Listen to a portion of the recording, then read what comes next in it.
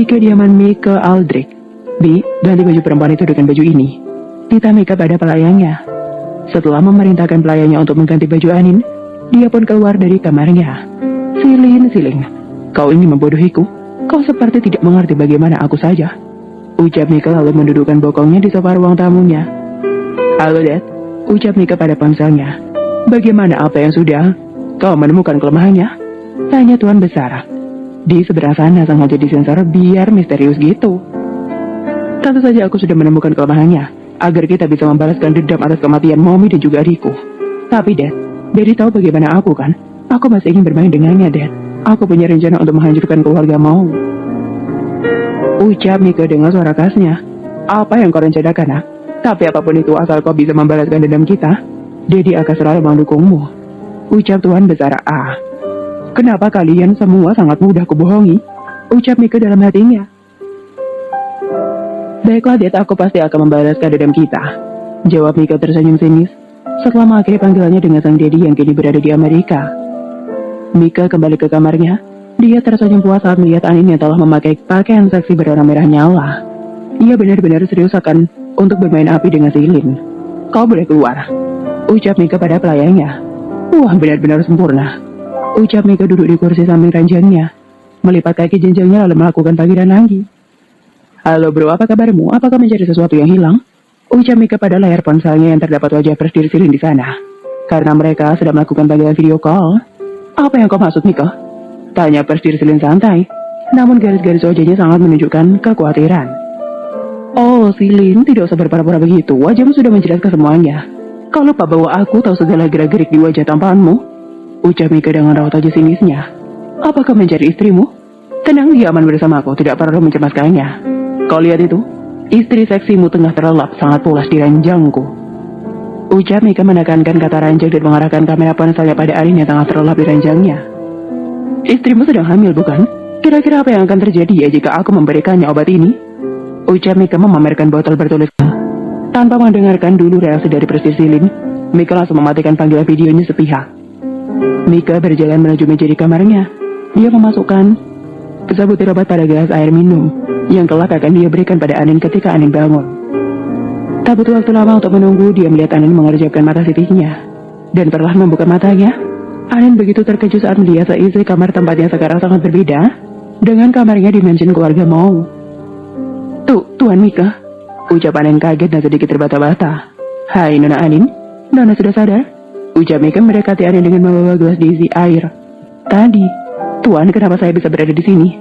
Tanya Anin bingung. Pakaian saya, siapa yang mengganti pakaian saya, Tuan? Tanya Anin ketakutan saat melihat pakaiannya sudah berganti dengan dress berwarna merah yang cukup minim. Tenanglah Nona Anin, tadi saya menemukan Nona pingsan di pinggir jalan. Jadi saya membawa Nona ke rumah saya. Masalah pakaian saya hanya punya satu dress itu. Jadi saya menyuruh pelayan saya untuk memakaikannya pada Nona. Nona tenang saja, saya tidak akan berbuat jahat pada Nona. Tenangkan diri Nona dan minumlah air ini dulu.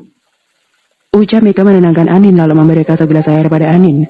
Terima kasih banyak Tuan, maaf. Saya kira Tuan sudah tidak usah dibahas Nona. Tidak apa-apa ini, minumlah dulu agar Nona tenang. Ucap Mika kembali menyandarkan air itu pada Anin. Tanpa curiga Anin menerima air itu dan benyam.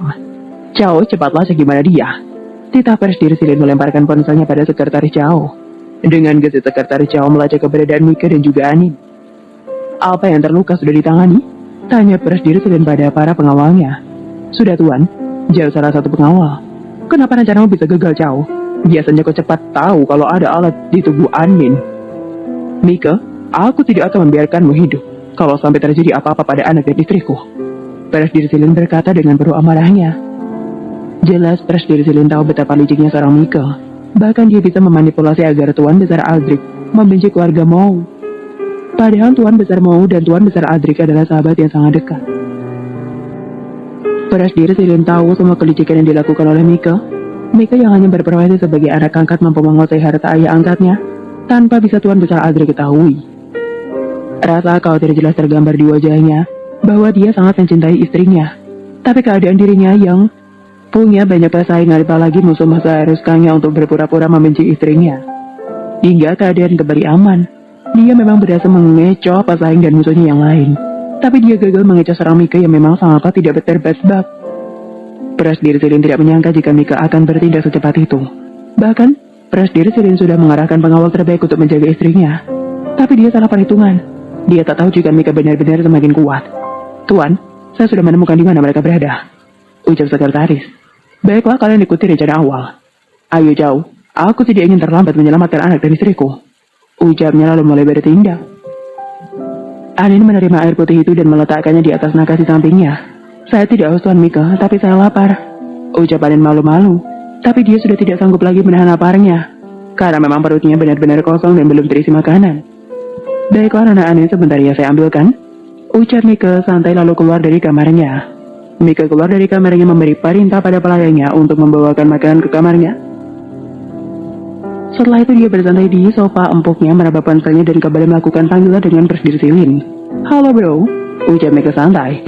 Jangan pernah sentuh istriku, kalau sampai terjadi apa-apa padanya aku tidak akan memaafkanmu, bentak Presdir Silin di seberang sana. Oh, aku tidak salah bukan? Kau pasti mencobaskan istri tercintamu. Baiklah, aku tidak akan menyakitinya. Aku malah memberikannya bonus dengan memberikan jawab Mika tertawa sinis. Tenang saja, istri dan anakmu baik-baik saja saat ini. Aku tidak sekejam dirimu yang tidak memberikan makan untuk istrinya sendiri. Oh ya, aku hanya ingin kau memberikan aku proyek. Jika kau memberikannya padaku, aku akan mengantarkan istrimu pulang dengan selamat, ucap Mika memberi syarat. Baiklah, aku setuju.